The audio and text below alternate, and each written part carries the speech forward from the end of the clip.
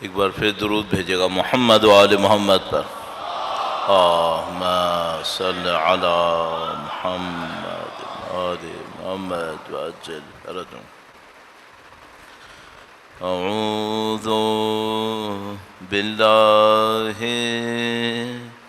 من الشیطان الرجیم، بسم اللہ الرحمن الرحیم، الحمد للہ رب العالمین،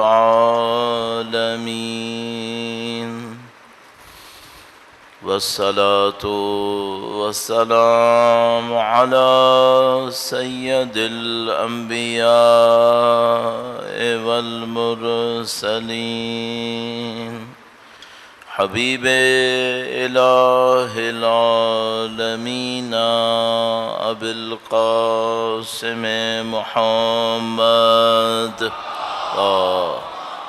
صلی علی محمد وعلى آلہ الطیبین الطاہرین، سیما بقیت اللہ فی الأراضین۔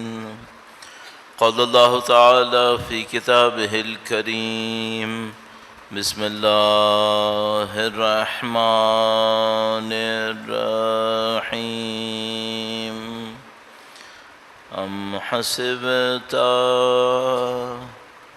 ان اصحاب الکہف والرقیم كانوا من آیاتنا عجبا۔ درود بھیجے گا محمد و آل محمد، صلی علی محمد و آل محمد وعجل فرجهم۔ خداوند متعال کا انتہائی لطف و کرم، انتہائی شکر احسان، اس نے توفیق نصیب کی ایک بار پھر سید الشہداء کی اعضاء میں اہل بیت اطہار علیہ السلام کے غم میں غمگین ہونا، ان کی خوشیوں میں خوش ہونا خدا نے نصیب کیا ہے۔ خدا کی دی ہوئی اس نعمت کا شکر بجا لانے کے لیے، تاکہ انشاءاللہ قیامت تک ہماری تمام نسلوں میں یہ ذکر جاری و ساری رہے، اور ان کے وارث کے ظہور کی تعجیل کے لیے درود بھیجیں محمد و آل محمد پر۔ صلی علی محمد آل محمد وعجل فرجهم۔ خدا متعال نے انسان کے اندر جو شرافت اور کرامت قرار دی ہے، جس کو خدا متعال نے فرمایا وَلَقَدْ كَرَّمْنَا بنی آدم، ہم نے بنی آدم کو کرامت دی ہے، وہ سب سے اہم انسان کے فیصلوں میں ظاہر ہوتی ہے۔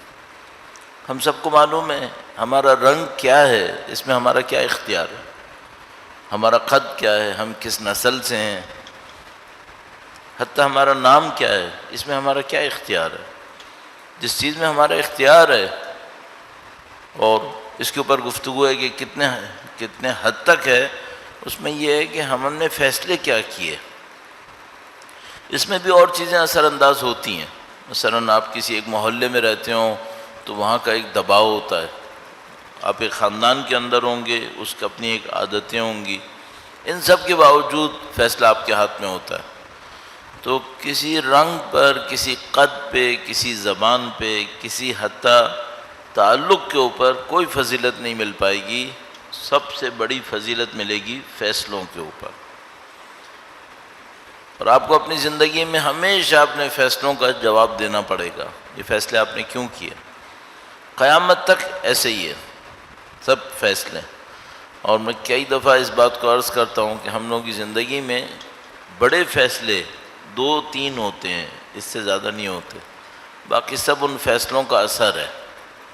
تو اگر صرف مثال میں کہوں تو مثال کے طور پر اگر میں 18 سال کی عمر میں 17 سال کچھ مہینے کی عمر میں طالب علم نہ بنا ہوتا تو جتنی میں نے مجلسیں پڑھی ہزاروں اب تک، یہ پڑھتا پھر میں ظاہر پھر نہیں پڑھتا۔ تو وہ ایک فیصلہ تھا، اس نے پوری زندگی متاثر کر دی۔ اس طرح ہم لوگوں کی زندگی میں بڑے فیصلے 3-4 سے زیادہ نہیں ہیں، وہ ساری زندگی کو اثر ڈالتے ہیں۔ پھر اس کے بعد ان فیصلوں کے نیچے چھوٹے فیصلے ہوتے ہیں جو اثر ڈالتے رہتے ہیں۔ کب آپ نے کیا کر لیا، پھر ایک بڑا فیصلہ چھوٹے فیصلے لے کے آتا ہے اور چھوٹے فیصلے لے کر آتا ہے، آخر میں کیا بات آتی ہے، آج آپ نے کیا کیا۔ تو مثال کے طور پر ایک آدمی 50 سال تک صحت کے اصولوں کا خیال کرے اور 50 سال تک صحت کے اصولوں کا خیال کرنے کے بعد یہ کہے آج میں زہر کھا لیتا ہوں، اسی دن مرے گا۔ پھر 50 سال صحت کے اصولوں کا خیال کرنا اس کو فائدہ نہیں دے گا۔ معنوی ترقی بھی ایسے ہی ہے۔ ایک انسان یہ کہے میں 40 سال تقوی اختیار کیا، آج نعوذ باللہ تعالی کچھ اور کروں گا، اپنی موت اپنے ہاتھوں لے کے آؤ گے۔ ایک ایک دن کا فیصلہ اہم ہے۔ تو آپ کو اور مجھے جس چیز کے اوپر سب سے زیادہ محنت کرنی پڑتی ہے اپنی اخلاقی تربیت میں، اپنی معنوی تربیت میں، وہ یہ کہ آپ کسی بھی دن کو خالی دن نہیں سوچ سکتے۔ تو مثال کے طور پر دنیا کے کاروبار میں ویکینڈ ہوتا ہے، چھٹی ہوتی ہے، سمر ویکیشنز ہوتی ہیں۔ اخلاقی تربیت میں 1 گھنٹہ 1 منٹ بھی فارغ نہیں ہو سکتے آپ۔ جس نے یہ بات سمجھ لی اس کو بہت ساری چیزوں میں آسانیاں ہو جائیں گی، اور ہماری طبیعت میں اس کو قبول کرنا نہیں ہے۔ میں 1-2 مثالیں عرض کرتا ہوں، درود بھیجے گا محمد و آل محمد پر۔ اللہم صلی علی محمد آل محمد وعجل فرجهم۔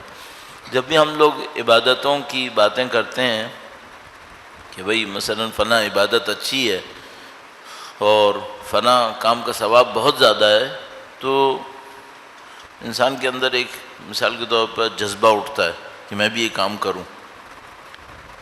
یہ امپورٹنٹ نہیں ہے کہ آپ نے اور میں نے ایک دن کتنا انجام دیا، امپورٹنٹ یہ ہے کہ روزانہ مستقل مزاجی کے ساتھ کتنا انجام دیا۔ مثال کے طور پر زیارت عاشورہ بہت بڑی عبادت ہے، روزانہ پڑھنے کا اپنا ایک اثر ہے، اور میرے پاس روایت موجود ہے روزانہ کی چیپٹر میں، فرمایا کہ جب تم کسی اچھے عمل کو انجام دو تو 1 سال تک انجام دو، تب تمہارے وجود پر اس کا اثر پڑے گا۔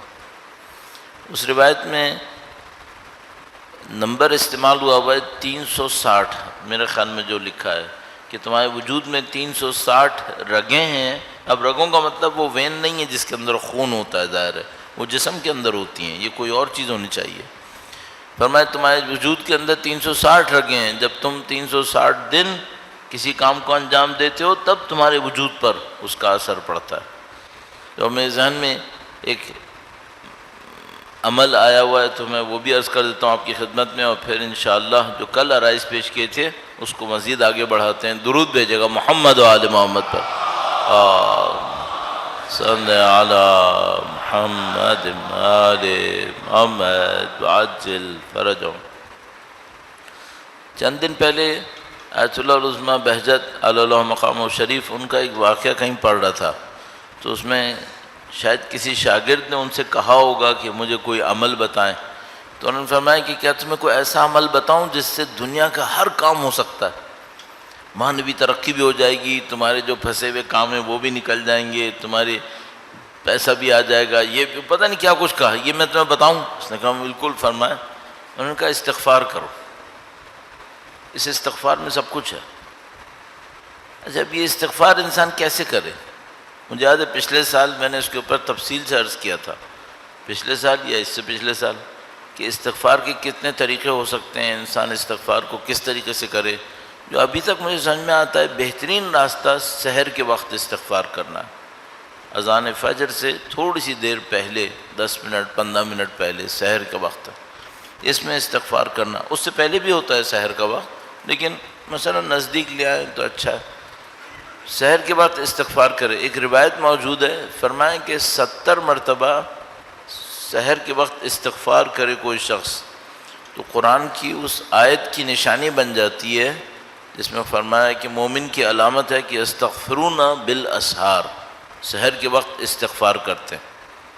تو اگر کوئی چاہتا ہے اس آیت کی نشانی بنے تو 70 مرتبہ استغفار کرے سحر کے وقت، فرمایا 1 سال تک، تو خدا تعالیٰ اس آیت کی نشانی بنا دے گا اس کو۔ مجھے نہیں پتا اس کی نشانی بننے کے بعد کیا نصیب ہوگا، لیکن قطعی بات یہ ہے کہ استغفار سے بہت کچھ نصیب ہونا ہے۔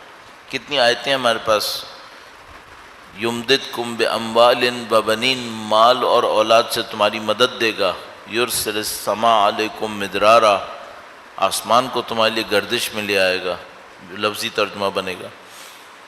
تو یہ ایک کام ہے، روزانہ کرنے کا ہے یا ایک دفعہ کرنے کا ہے؟ ایک دفعہ کرنے سے کہاں ہوگا؟ خود روایت کے لیے 1 سال تک، اب ہم لوگ 1 سال تک شاید 1 دن چھوڑ دیں گے، 2 دن چھوڑ دیں گے، تو زندگی کا اپنا حصہ بنا لے کہ مجھے 70 مرتبہ سحر کے وقت استغفار کرنا ہے۔ استغفار کے وقت کیا سوچنا ہے، پہلے بات ہو چکی ہے، میں تفصیل تو دوبارہ اس کے اوپر عرض نہیں کروں گا۔ پچھلے گناہوں کو تکرار کرے، اپنے جو اعضاء و جوارح ہیں ان کو سوچے، مثلا 10 مرتبہ استغفار کرے آنکھوں کے لیے، 10 مرتبہ اپنی زبان کے لیے، 10 مرتبہ اپنے کانوں کے لیے، 10 مرتبہ شکم پرستی کے مقابلے میں، 10 مرتبہ دنیا پرستی کے مقابلے میں، 10 مرتبہ شہرت پرستی کے مقابلے میں، اس طرح کر کے ایک دفعہ استغفار کرے والدین کے حقوق کے مقابلے میں، کہ پتہ نہیں والدین کے حقوق کتنے تھے، میں نے ادا کیے نہیں کیے، حقوق الناس، ہمسایوں کے حقوق، اہل خانہ کے حقوق۔ تو اس طرح انسان کے اندر ایک روحانیت ڈیولپ ہوتی ہے، پھر وہ روحانیت اپنا کام کرتی ہے، انسان کو ہدایت ملتی ہے۔ تو یہ کرنے کا ایک کام ہے۔ کل کی بات کو میں اور عرض کرتا ہوں آپ کی خدمت میں، درود بھیجے گا محمد و آل محمد پر، صلی علی محمد آل محمد وعجل فرجہ۔ کل یہ بات عرض ہوئی کہ کیوں ایسا ہوتا ہے کہ انسان کے اندر سے عبرت ختم ہونے لگتی ہے۔ تو کل یہ بات ہوئی کہ انسان کے اندر مشکلات تو بہت ہوتی ہیں، لیکن اگر پکڑنے پر آئیں، بالکل پن پوائنٹ کریں، تو ہمیں یوں نظر آتا ہے جیسے آج کے زمانے میں آنکھوں کے گناہ بہت زیادہ ہے۔ اور یہ امام کا قول ہے، وہ قول بھی میں ابھی آپ کی خدمت میں عرض کر دیتا ہوں۔ امام کا قول ہے کہ فرمایا کہ جب انسان کی آنکھوں کے اوپر شہوت کا اثر ہوتا ہے تو اس کے دل سے عبرت ختم ہو جاتی ہے، تو وہ عبرت نہیں لے پاتا۔ اب اس کا مطلب یہ ہے کہ ایک کام جو کل میں نے عرض کیا تھا دوبارہ بھی دہرا رہا ہوں، وہ یہ کہ آپ کوشش یہ کریں کہ کمپیوٹر سے، موبائل سے انٹرٹینمنٹ نہ لیں۔ انٹرٹینمنٹ کا مطلب کیا ہے؟ یعنی مثلا تفریح، اس کو تفریح میں استعمال نہ کریں۔ اور اس کو آج میں اور عرض کروں گا، ممکن ہے کوئی یہ کہے کہ میں یہ کہہ رہا ہوں فحشا میں استعمال نہ کرے، نہیں، وہ نہیں کہہ رہا ہوں، وہ تو قطعاً نہ کرے، تفریح میں استعمال نہ کرے۔ اس کی وجہ بھی عرض کروں گا ابھی۔ اگر یہ کام کوئی کرے تو کیا ہوگا؟ اس کے دل میں عبرت لینے کی طاقت آئے گی، ایک آیت شاید اس کے دل پہ اثر کرے۔ اور بعض اوقات ہوتا ہے انسان پتہ نہیں کتنی مجلسیں سن لیتا ہے، کوئی تبدیلی نہیں آتی۔ میں نے عرض کیا آپ کی خدمت میں، اب یہاں پہ تھوڑا سا اور تفصیل میں جاتے ہیں۔ درود بھیجے گا محمد و آل محمد، صلی علی محمد آل محمد وعجل فرج۔ آپ نے دیکھا ہوگا کہ کچھ ڈاکٹرز ہیں جن کے پاس آپ جاتے ہیں تو وہ ڈاکٹر آپ سے کہتا ہے کہ تمہیں ایک بیماری ہے، یہ تمہاری دوا ہے، معاملہ ختم۔ کوئی تفصیل نہیں بتاتا، کیا ہوا، کیسے ہوا، کچھ نہیں بتاتا۔ وہ کہتے ہیں ہاں ٹھیک ہے تمہاری ایک تکلیف ہے، اب بتاتے ہیں میری یہ تکلیف ہے۔ وہ دیکھتا ہے، کہتا ہے ہاں ٹھیک ہے صحیح ہو جائے گی، یہ تمہاری دوا ہے، ٹھیک ہے۔ اچھا ایک اور ڈاکٹر ہوتا ہے، وہ کیا کرتا ہے، آپ اس کے پاس جاتے ہیں، آپ اس کو اپنی تکلیف بتاتے ہیں، وہ آپ کو اچھی طرح بتاتا ہے کہ دیکھو جو تمہاری تکلیف ہے، تمہارے فلاں عضو میں، مثلا تمہارے جسم کے فلاں حصے میں یہ مشکل آئی ہے، اور یہ جو مشکل ہے اس کی وجہ سے تمہاری یہ نشانیاں آ رہی ہیں۔ اب تم اگر یہ دوائی لو گے تو تمہاری مشکل کیسے حل ہوگی، وہ پورا آپ کو بتا دیتا ہے۔ اب خود مجھے بتائیں علاج کرانے کے لیے کون سا ڈاکٹر بہتر ہے، جو پورا سسٹم نہ بتائے یا پورا سسٹم بتا دے؟ میں ترجیح دیتا ہوں کہ مجھے پورا سسٹم بتا دے تاکہ مجھے اور احتیاط کرنے میں آسانی ہو جائے۔ مثلا اگر مجھے وہ بتا دے، فرض کر لیں کہ بھئی تمہاری آنتوں میں مسئلہ ہے، تو مجھے یہ سمجھ میں آ جائے گا کہ اچھا اس کا مطلب ہے اس کا کوئی تعلق، براہ راست تعلق کھانے پینے سے ہوگا، کھانا تو بالآخر آنتوں میں ہی جائے گا، تو پھر میں کھانے پینے میں وہ احتیاط کروں گا جو میرے آنتوں کی اس مشکل کو حل کرے۔ اچھا اگر مسئلہ آنتوں کا نہیں ہے، کہیں اور کا ہے، تو پھر میں وہاں احتیاط کروں گا۔ تو میرا خیال ہے کہ مجھے علاج کروانے کے لیے وہ ڈاکٹر بہت اچھا لگے گا جو پورا میکینزم بتا دے۔ اب میں آپ سے پوچھوں گا، آپ اور ہم اخلاقی تربیت نہیں چاہتے اپنی؟ اگر اخلاقی تربیت چاہتے ہیں، کیا چاہتے ہیں؟ صرف نصیحتیں کریں یا سسٹم بتائیں؟ میں ترجیح دیتا ہوں سسٹم پتہ چلنا چاہیے، تاکہ میں غلطی بھی کروں تو مجھے پتا ہو کہ میں یہ غلطی کر رہا ہوں، اس کا یہ اثر ہوگا، ٹھیک ہے؟ انجانے میں کوئی کام نہ کروں۔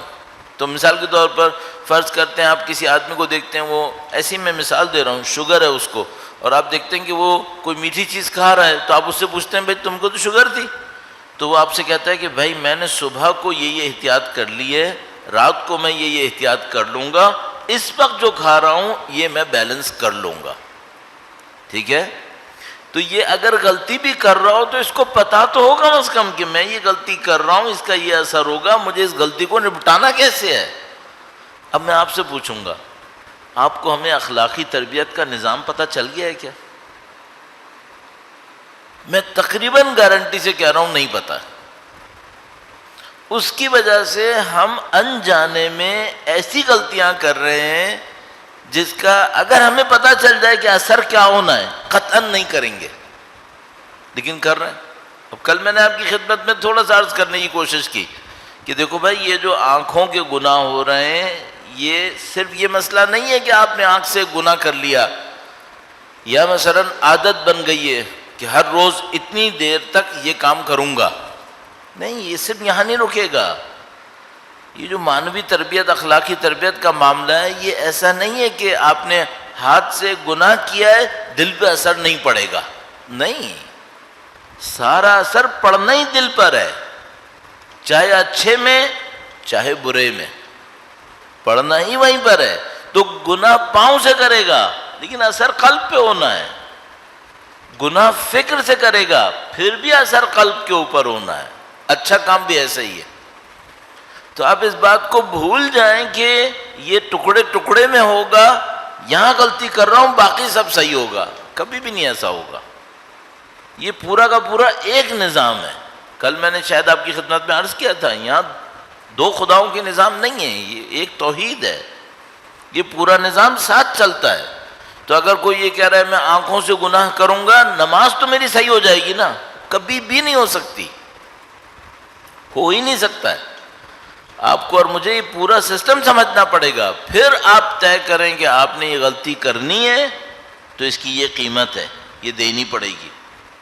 دینے کو تیار ہو، بسم اللہ، نعوذ باللہ، بلکہ کہ میں غلطی کرو پھر تو پتہ تو چلے کہ قیمت کیا ہے۔ تو تھوڑا سا اس کے اوپر غور کر لیں، سسٹم کیا ہے، نظام کیا ہے۔ تو کل میں نے آپ کی خدمت میں ایک حصہ عرض کیا تھا، آیت اللہ العظمیٰ بہجت بہت ظاہر ہے بہت تجربہ کار آدمی تھے، تو وہ بعض اوقات ایک جملہ بولتے تھے، اس میں وہ برسوں کی چیزوں کو اہل بیت کی تعلیمات میں سے سمیٹ کے بول دیتے تھے۔ تو انہوں نے ایک جملہ بولا تھا، میں تھوڑا سا اس کا سہارا لوں گا اور اس بات کو عرض کرنے کی کوشش کروں گا آپ کی خدمت میں۔ درود بھیجے گا محمد و آل محمد پر، صلی علی محمد و آل محمد وعجل فرج یا رسول اللہ یا علی اللہم صلی علی محمد آل محمد وعجل فرج۔ ان کا ایک جملہ ہے، اس میں انہوں نے کئی چیزوں کو جمع کیا ہوا ہے۔ اب جملے کو میں سوچتا ہوں ابھی پہلے شروع میں نہ بولوں، پہلے تھوڑا سا اس کا گراؤنڈ تیار کر لوں۔ یہ جو اسلام نے ہمیں اخلاقی نظام دیا ہے، اس کا ہدف کیا ہے، اس کا مقصد کیا ہے؟ اس کا مقصد ہم میں سے بعض لوگ یہ سمجھ رہے ہیں کہ اس کا مقصد ہے کہ ہمیں یہ معجزہ کرنے کو مل جائے گا، ایک طاقت آ جائے گی۔ مثلا میں خواب میں دیکھ لوں گا کہ کل کیا ہونے والا ہے، میں کسی کو دیکھوں گا تو بتا دوں گا تم اچھے آدمی ہو برے آدمی ہو۔ یہ سب ایک معنی میں جادوگری ہے. اسلام یہ دینے نہیں آیا. یہ طاقتیں ممکن ہے سائڈ میں کسی کو مل جائیں تو وہ بتائے بھی نہیں کہ میرے پاس ہے، لیکن یہ دینے کے لیے خدا دین بھیجے، نبی بھیجے نہیں ہے، اس کام کے لیے نہیں ہے. کس کام کے لیے؟ اگر ایک جملے میں کیا ہے، وہ جو آپ ہر روز کہہ رہے ہیں، اللہ کے قریب جانا. قربتاً الی اللہ. قربتاً الی اللہ کیا مطلب؟ 10 دفعہ کی سنی ہوئی بات آپ کی، اللہ کی صفتوں کو اپنے اندر لے کر آنا. جو خدا ہے، خدا ہمیں چاہتا ہے ہم اس کے نمائندہ بنیں، تو وہ چاہتا ہے اس کی وہ صفتیں جو مخلوق میں آ سکتی ہیں وہ ہمارے اندر نظر آئیں. 10 دفعہ کی میں عرض کر چکا ہوں یہ بات. صادق ہے، چاہتا ہے ہم سچ بولیں. خود رزاق ہے، چاہتا ہے ہم دینے والے بنیں. خود رحیم ہے، چاہتا ہے ہم رحم دل بنیں.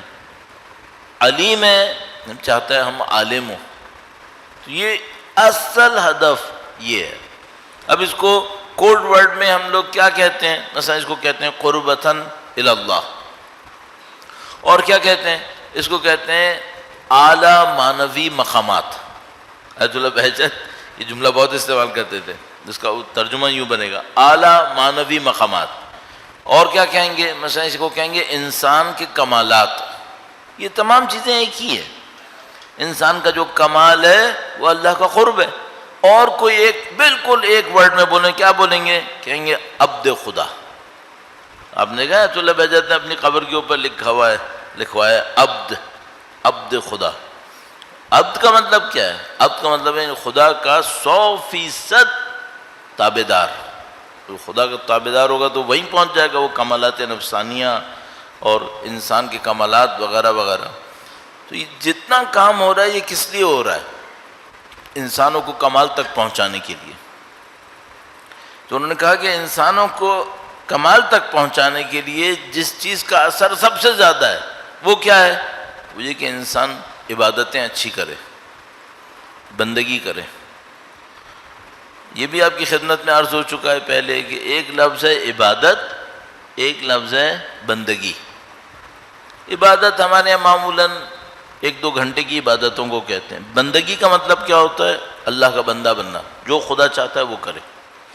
اس میں بھی عبادت کا اثر ہے. اور عبادتوں میں کس عبادت کا سب سے زیادہ اثر ہے؟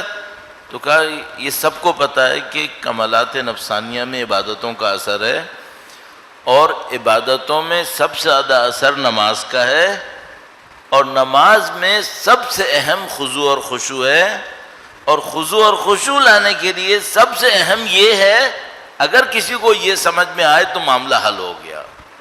تو انہوں نے ایک جملہ بولا، 4-5 چیزیں اس کے اندر ڈال دیں اور کہا اگر کسی کو یہ سمجھ میں آ جائے تو معاملہ حل ہو گیا.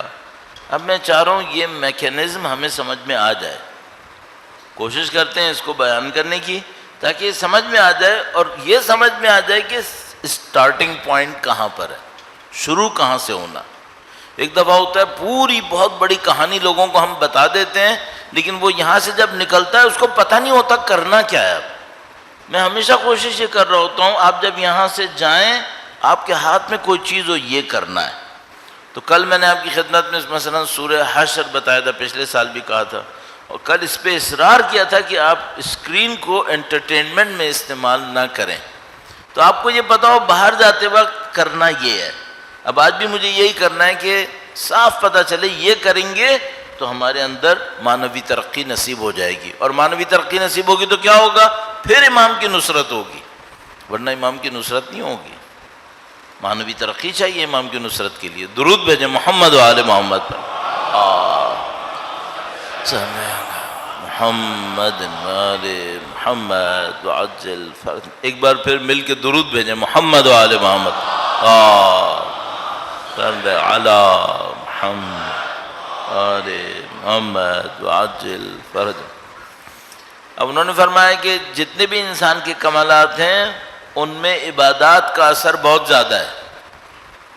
نماز، روزہ، فنا. عبادات میں سب سے زیادہ اثر کس کا ہے؟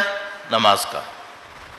اور نماز میں جو چیز سب سے اہم ہے وہ خضوع اور خشوع. انسان توجہ کے ساتھ پڑھے. اب توجہ لانے کے لیے کیا چاہیے؟ صحیح ہے، توجہ لانے کے لیے انہوں نے ایک جملہ استعمال کیا، کہا توجہ لانے کے لیے سب سے اہم یہ ہے کہ انسان لغو کاموں سے گریز کرے۔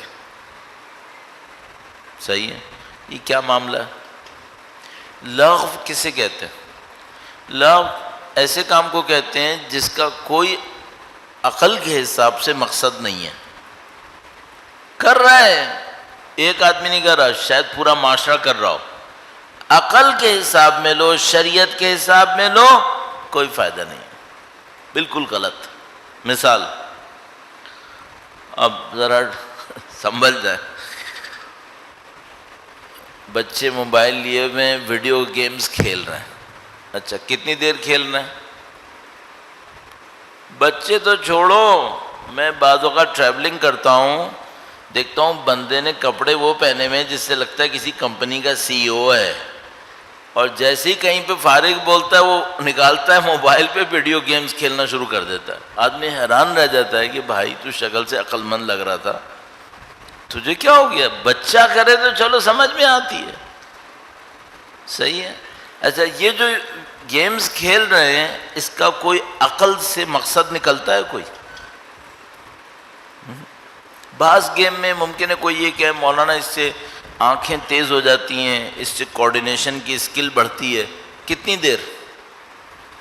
10 منٹ 15 منٹ، ایک ڈیڑھ گھنٹے 2 گھنٹے کھیلے، یہ صحیح ہے؟ عقل کی بات ہے یہ؟ نہیں، یہ کم سے کم لغو ہے۔ اگر میں نہ کہوں حرام ہے، کم سے کم کیا بولوں گا؟ لغو ہے، ٹھیک ہے؟ اور کیا ہوگا؟ اور یہ ہوگا کہ آپ مثال کے طور پر میں گیا نیٹ کے اوپر بے تکی کہانیاں سن رہا ہوں، پڑھ رہا ہوں، کوئی مقصد نہیں ہے، نہ تاریخ ہے نہ سبق ہے، کچھ نہیں ہے، بے مقصد ادھر ادھر کی بے تکی سٹوریز وہ میں پڑھ رہا ہوں۔ اچھا عقل کے حساب میں اس کا کوئی مقصد ہوا؟ نہیں ہے۔ کیا ہے یہ؟ کم سے کم بولوں تو بولوں لغو ہے، صحیح ہے۔ ابھی میں یہ بھی نہیں کہہ رہا کہ اس میں کوئی چیز حرام ہو، میں نہیں کہہ رہا، ممکن ہے حرام ہوگی، جب کوئی چیز لغو ہوتی ہے تو اس میں پھر حرام بھی آئی جاتی ہیں، فرض کرو نہیں ہے حرام، صحیح ہے۔ اب یہ جو لغو ہے اس کے بعد کیا ہوگا؟ جتنی دیر مشغول رہے ہو اب نماز میں خضوع اور خشوع اتنا ہی مشکل ہوگا، اتنا ہی مشکل ہوگا۔ اب مثال بندہ خدا گیا مثلا کسی چینل کے اوپر، ویڈیو چینل کے اوپر کلپس ہیں، دیکھے جا رہا ہے، 1 گھنٹہ 1.5 گھنٹہ گزر گیا، کچھ سیکھا ہے؟ نہیں۔ فرض کر لو کوئی حرام چیز نہیں دیکھی ہے، جبکہ میں گارنٹی سے کہہ رہا ہوں اگر کوئی اتنی دیر دیکھے گا تو کچھ نہ کچھ حرام دیکھ ہی لے گا، نہیں دیکھا کوئی حرام، کم سے کم کیا ہوا؟ یہ لغو ہے۔ اب اس کو نماز میں خضوع اور خشوع ملنی ہے؟ نہیں۔ اس کے بعد یہ کہ ہم سے کہے گا مولانا ہم لوگ نمازیں پڑھتے ہیں توجہ کیوں نہیں آتی؟ بندے خدا اپنے ہاتھ سے اپنے پاؤں پہ کلاڑی مار رہے ہو، پھر آ کے مجھ سے کہتے ہو پاؤں میں درد کیوں ہو رہا ہے؟ یہ پورا نظام ہے۔ یہ ایسا نہیں ہے کہ ہماری نماز 12:40 پہ جب ظہر کی اذان ہوتی ہے تب شروع ہوتی ہے، نہیں۔ اسی لیے شاید دین نے کہا ہے نماز قائم کرو، نماز پڑھنے کی بات نہیں کی ہے، قائم کرو۔ کیوں؟ نماز ہر وقت قائم ہوتی ہے، اس وقت پڑھی جاتی ہے، اس وقت انعام کا وقت آتا ہے۔ اگر کسی نے پورے دن میں نماز قائم کی ہے اس کی ظہر اثر کی نماز اچھی ہونے والی ہے، اس کو انعام ملے گا۔ نہیں قائم کی زندگی میں نماز، یہ جو 8 رکعت تھی یہ ضائع ہو جائے گی۔ اور ہم سب کو معلوم ہے، روایت موجود ہے، نماز میں سے بس وہ قبول ہوتی ہے جس میں توجہ ہوتی ہے، واجب اتر جاتا ہے قبول نہیں ہوتی۔ نماز میں سے بس وہ قبول ہوتی ہے جس پہ توجہ ہوتی ہے۔ اب آپ کے سامنے کسی حد تک نظام آ رہا ہے کہ بھئی آپ اپنی زندگی میں وقت گزار رہے ہیں، اپنے آپ کو لغو سے بچانے کی کوشش کر رہے ہیں. جتنا آپ اپنے آپ کو اس لغویات سے بچانے کی کوشش کریں گے، جس کی چند مثالیں میں نے آپ کو دیں، آپ کی نماز میں توجہ بڑھتی جائے گی. اور جتنا خدا نہ کرے نعوذ باللہ تعالی اس معاملے میں کوتاہی کرتے رہیں گے، نماز میں مشکل بڑھتی چلی جائے گی، مشکل بڑھتی ہے. اب ایک دو روایتیں عرض کرتا ہوں، درود بھیجے گا محمد و آل محمد.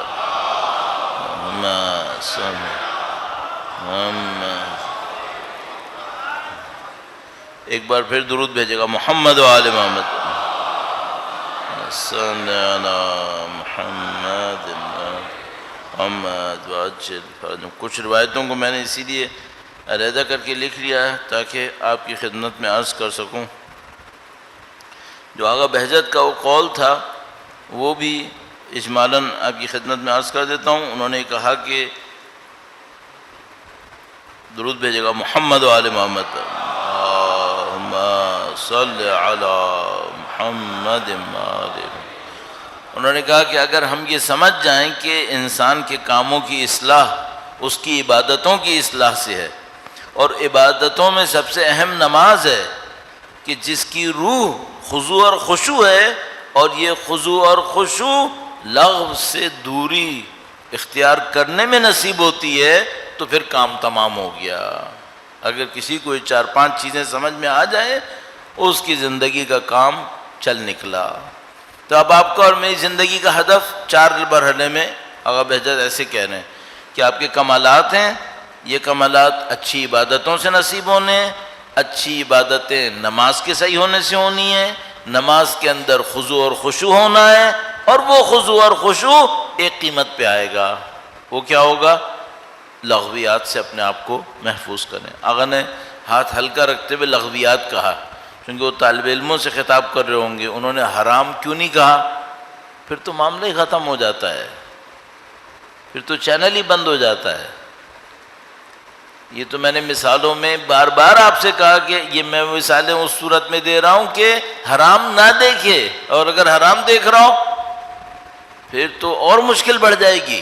کیا مشکل بڑھ جائے گی؟ خضوع اور خشوع کے راستے اور بھی ہیں. جتنا حرام انجام دے گا اور چینل بند ہوتے چلے جائیں گے. اس کو بھی میں ابھی عرض کرنے کی کوشش کرتا ہوں تاکہ آج اس کو تھوڑا سا نپٹا دیں. درود بھیجے گا محمد و آل محمد پر. صلی علی محمد وآل محمد وعجل فرج.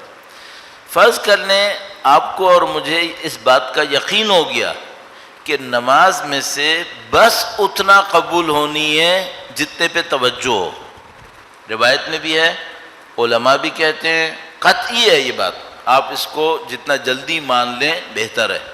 اگر آپ کے ذہن میں یہ بات آ گئی، اب آپ اپنے آپ سے سوال پوچھیں، جو میں نمازیں پڑھ رہا ہوں یہ قبول ہوں گی؟ توجہ تو میں دے نہیں رہا ہوں. نہیں ہونے والی تو پھر اور روایتوں نے اس کو صحیح کرنے کے طریقے دیے ہوئے ہیں. صحیح کرنے کے طریقے دیے ہوئے. ایک تو ابھی آیت اللہ بہجت نے بتایا کہ بھائی لغویات سے گریز کرو، تمہارا خضوع اور خشوع بڑھ جائے گا. روایتوں نے اور بھی طریقے دیے ہوئے. کم سے کم یہ کریں، ان طریقوں کا سہارا لے کر اپنی نماز کو تھوڑا سا بہتر کر لیں. اچھا، ان طریقوں میں آپ کہیں گے پھر وہی چیزیں ہوں گی جس سے خضوع اور خشوع بڑھے گا. نہیں، کچھ اور راستے بھی ہیں، ان پہ بھی محنت کریں گے. اینڈ میں آ کر خضوع اور خشوع بڑھ جائے گا، لیکن جب تک نہیں بڑھا ہے رد نہیں ہوگی نماز. نشانی مثلا پہلی بات یہ کہ نماز اول وقت پڑھے. مثلا کون سی نماز انسان کو کمالات پہ پہنچائے گی؟ جس میں خضوع اور خشوع ہو. اور سیکوینس آپ کے پاس ہے. کمالات کے لیے عبادات چاہیے، عبادات کے لیے نماز چاہیے، نماز کے لیے خضوع اور خشوع چاہیے. جو خضوع اور خشوع کے بغیر نماز پڑھے وہ صحیح نہیں ہوگی. ٹھیک ہے، اگر کسی کے پاس خضوع اور خشوع نہیں ہے، کچھ اور ہے بیچ میں، ہاں وہ کیا ہے؟ اول وقت پڑھ لیں. خود آغا بہجت کے استاد نے یہ کہا کہ اگر کوئی شخص خضوع اور خشوع کے بغیر نماز پڑھے لیکن اول وقت پڑھے ہمیشہ، خدا اس کو اعلیٰ معنوی مقامات نصیب کر دے گا.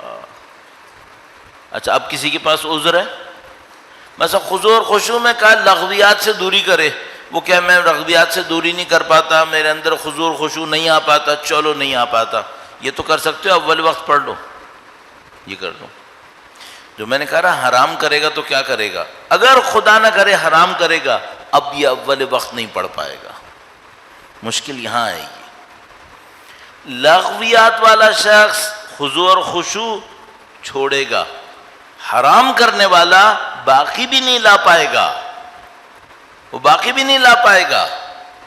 تو سب سے پہلے تو حرام سے بچنا پڑے گا۔ تو پیٹرن کیا بنے؟ زندگی میں حرام سے بچو، نمبر 1۔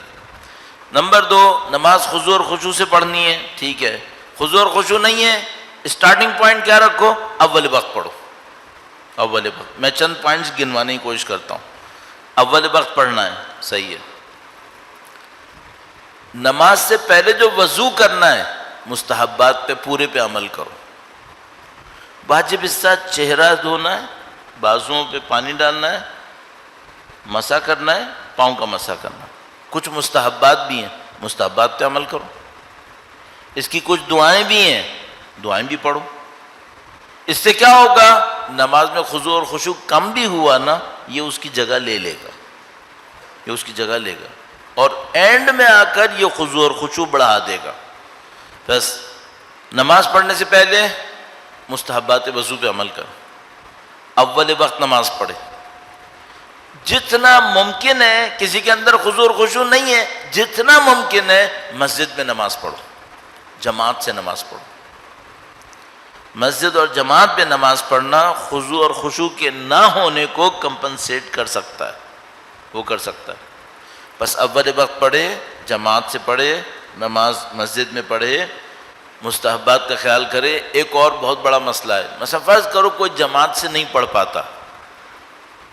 پہلے زمانے میں ہمارے والدین بہت اصرار کرتے تھے، نماز سے پہلے اذان دو، اذان کے بعد اقامہ دو، پھر نماز پڑھو۔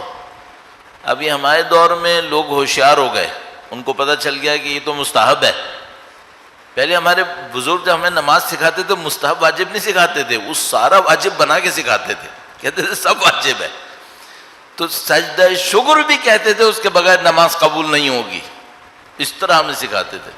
ابھی لوگ ہوشیار ہو گئے، ان کو پتہ چل گیا واجبات اتنے ہیں، باقی سب تو مستحب ہے، تو وہ کیا کرتا ہے؟ وہ کھڑا ہوتا ہے، اللہ اکبر، شروع۔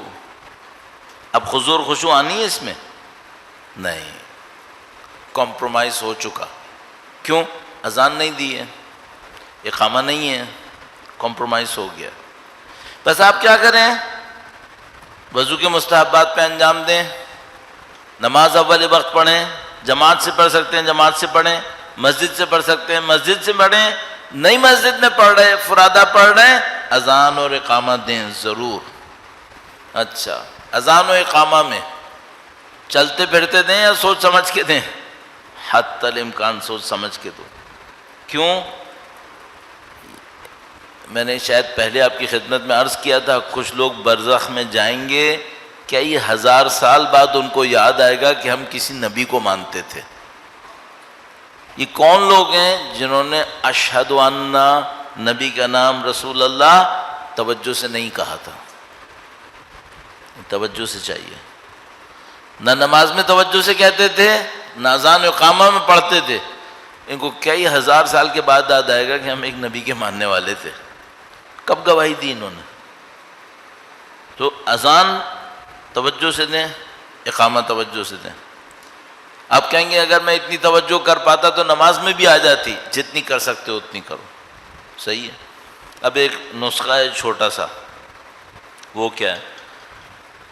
نماز شروع کرنے سے ذرا سا پہلے، یہ میرے خیال میں آیت اللہ تہرانی نے کہیں پہ لکھا تھا، مجھے یاد آ رہا ہے، شاید اب کسی اور نے لکھا، تو وہ کہتے تھے نماز شروع کرنے سے پہلے وقت کے امام کو سلام کر دو، مدد مانگو کہ مولا میں اللہ کی طرف جا رہا ہوں، مجھے آپ کی نصرت چاہیے، توسل کرو۔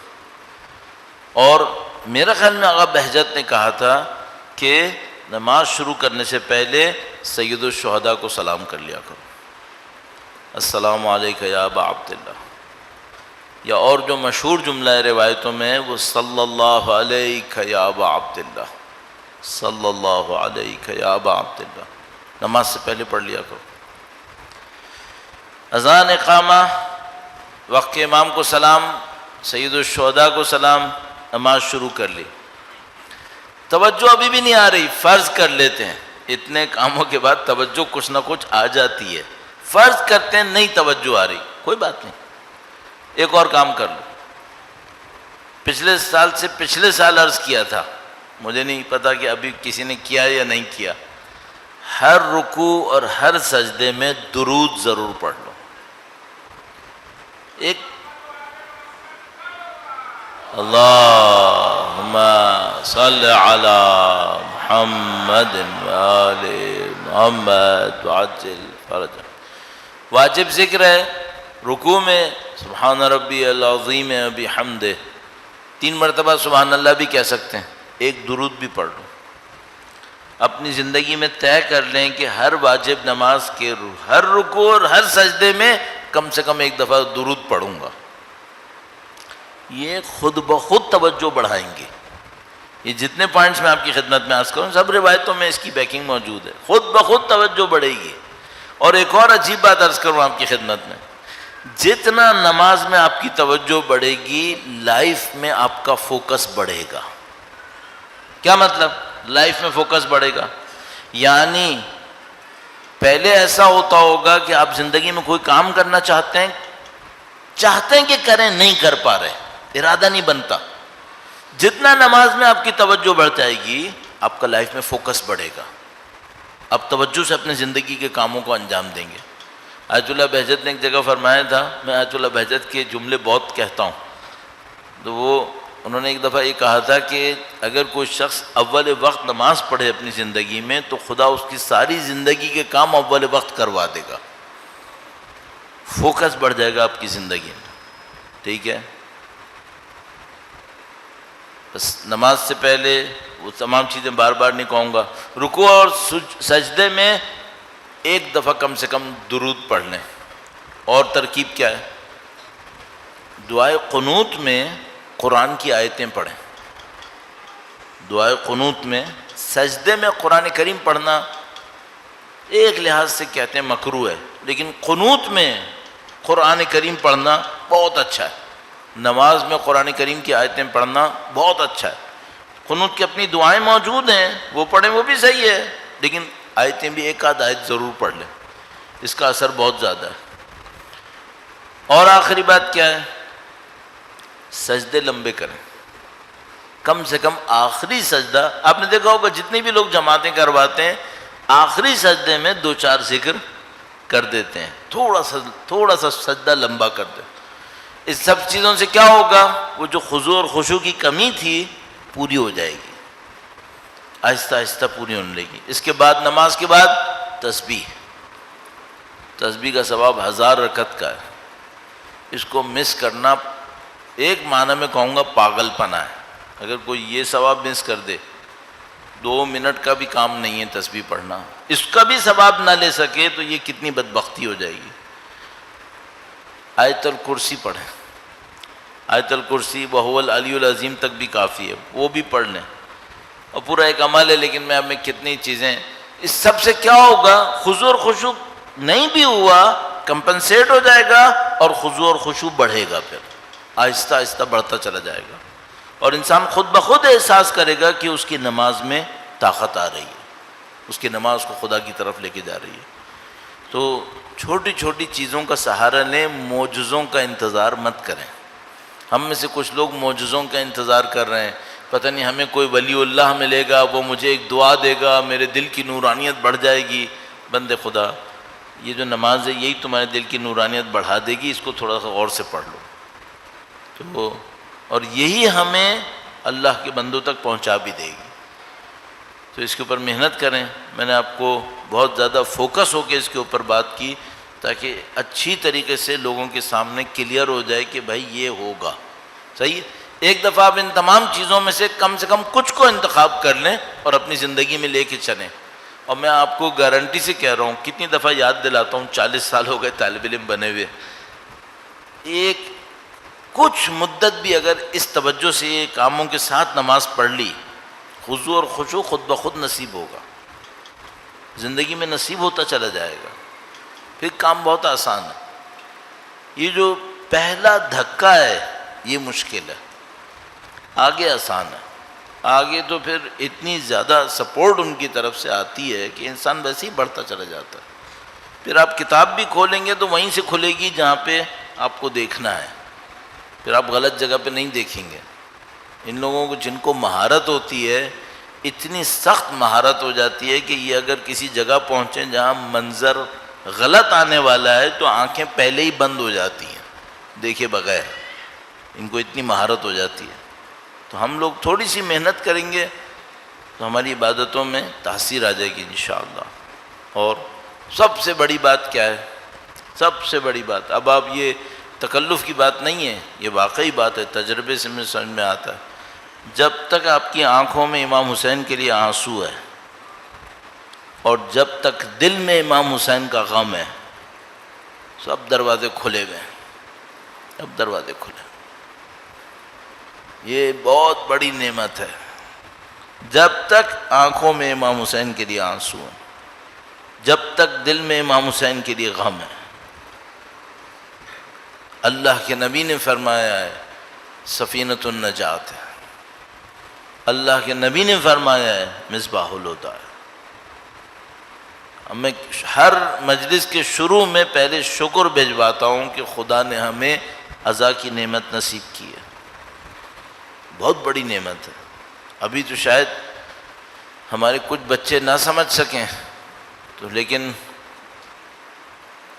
تھوڑا سا بھی غور کریں تو بہت کچھ سمجھ میں آتا ہے۔ یہ خدا کا بڑا احسان ہے، اس نے ہمیں اتنی محبت نصیب کی کہ سید الشہداء کا نام ہمیں ان جذبات کی طرف لے جا سکتا ہے۔ جب میں مجلس پڑھنے جاتا ہوں تو یہ طے نہیں کرتا کہ مصائب کس کے پڑھوں گا، اپنے ذہن میں کوشش کرتا ہوں کہ چھوڑ دوں کس کے مصائب پڑھوں گا۔ پہلا دن تو طے کر کے جاتا ہوں کہ بیوی کے مصائب پڑھوں گا، باقی دنوں میں طے نہیں کرتا، سوچتا ہوں جانے دیتا ہوں۔ پھر آہستہ آہستہ میرا دل راغب ہوتا ہے کہ مجھے کس کے مصائب پڑھنے چاہیے۔ ابھی میرا دل چاہ رہا ہے مولا علی اصغر کے مصائب پڑھوں۔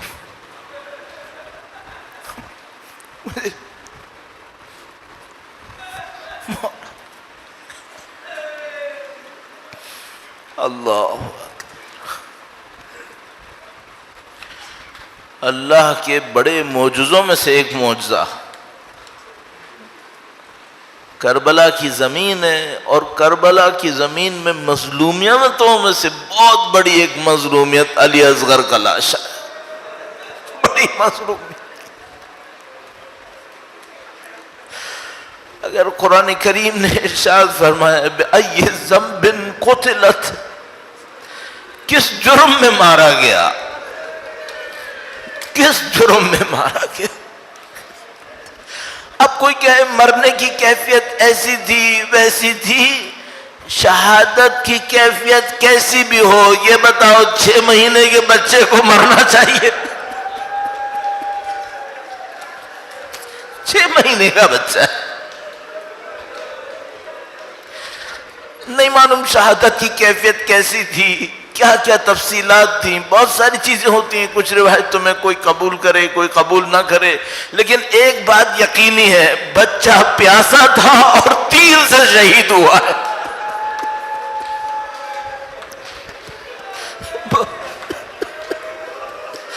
بچہ پیاسا تھا، کیا دلیل ہے کہ بچہ پیاسا تھا؟ کیا دلیل ہے؟ اگر پیاس نہ ہوتی تو امام سجاد اپنے والد کی قبر پہ کیوں لکھتے کہ الذی قتل عطشانا؟ امام سجاد نے اپنے والد کی قبر پہ بھی لکھوایا کہ یہ قتل عطشانا تھا۔ ایک ایک فرد پیاسا تھا، ایک ایک فرد پیاسا شہید ہو رہا تھا۔ اب نہیں معلوم کیفیت کیا تھی، بیانات مختلف ہیں ہمارے پاس۔ مثلا سید الشہداء جب ایک موقع کے اوپر دشمنوں کے سامنے ندا دیتے ہیں کہ تم هل من ناصر ینصرنا، حل میں مغیث یغیثنا نہیں معلوم، یوں بیان کرتے ہیں کہ جیسے گویا علی اصغر کے رونے کی آواز سید الشہداء کے کانوں تک گئی۔ مادری علی اصغر نے گویا حضرت علی اصغر کو سید الشہداء کے حوالے کیا۔ اب یہاں پہ بہت سادہ سی ایک بات ہے، خدا متعال نے قرآن کریم میں ماں اور بچے کے رابطے کو بہت زیادہ بیان نہیں کیا ہوا، لیکن ایک جگہ بیان کیا ہے جہاں پر حضرت موسیٰ علیہ السلام کی ماں سے کہا کہ بچے کو صندوق میں ڈال دو، تو خدا نے متعال بیان کرتا ہے کہ ماں کا دل گھبرا رہا تھا، اور حضرت موسیٰ علیہ السلام جب پانی پر تھے تو ماں کا دل گھبراتا رہا۔ فرمایا وَرَبَطْنَا عَلَىٰ قَلْبِهَا، ہم نے مادر موسیٰ کے دل کو بہت مضبوط کیا۔ خدایا وہاں تو حضرت موسیٰ کے واپس آنے کا وعدہ بھی تھا، یہاں تو واپسی کا کوئی امکان بھی نہیں تھا۔ یہ ماں اپنے بچوں کو کیسے دے رہی تھی کربلا میں؟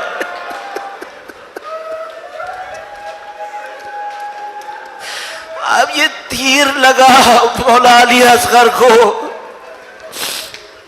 میں اگر ان تمام تفصیلات کو چھوڑ دوں تو ایک بات عزیز و یقین سے کہہ سکتے ہیں، وہ یہ کہ علی اصغر تیر ستم سے شہید ہوئے۔ اب وہ تیر کہاں لگا؟ فرض کر دو کہ کہتا ہوں کہ میں ابھی چھوڑ دیتا ہوں، تیر حضرت علی اصغر کی آیا حلقوم مبارک پہ لگا یا سینے پہ لگا یا سر پہ لگا، لیکن بہرحال شیخ عباس قمی نے ایک روایت لکھی ہے، وہ روایت ضرور عرض کرتا چلوں۔ فرمایا جب تیر ستم چلا تو بچے کا گلا کان سے کان تک ذبح ہو گیا۔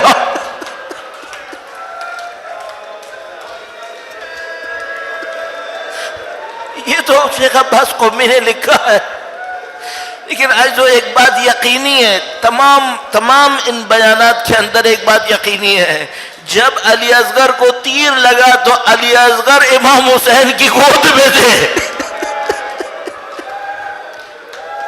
علی اصغر گود میں تھے تو مطلب کیا ہوا؟ تھوڑا سا ذرا ساتھ دیں آپ۔ مطلب یہ ہوا کہ جب بچہ ماں کی گود میں ہوتا ہے تو بچے کے ہلنے سے ماں کو پتا چل جاتا ہے بچے کو تکلیف کیا ہوئی ہے۔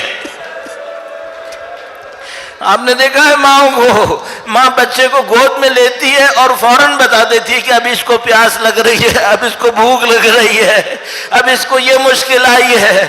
جتنا ماں بچے کو پہچانتی ہے نا، امام اس سے زیادہ پہچانتے ہیں۔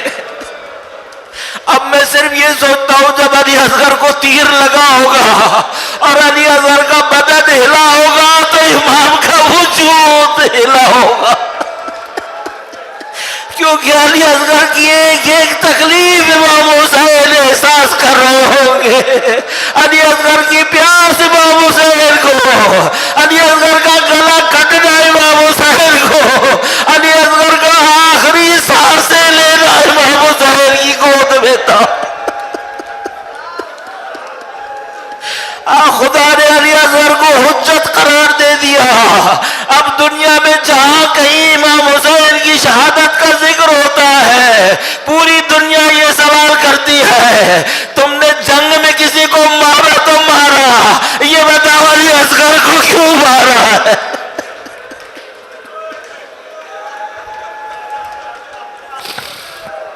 الا لعنت اللہ علی القوم الظالمین وَسَيَعْلَمُ الَّذِينَ ظَلَمُوا أَيَّ مُنْقَلَبٍ يَنْقَلِبُونَ۔ پروردگار اس قلیل کو اپنی بارگاہ میں قبول فرما، ان کی نورانیت سے ہمارے اور ہمارے مرحومین کو منور فرما، ان کے وارث کے ظہور کا دن دیکھنا نصیب فرما، ان کی نصرت اور اس راہ میں شہادت نصیب فرما۔ ماتم حسین۔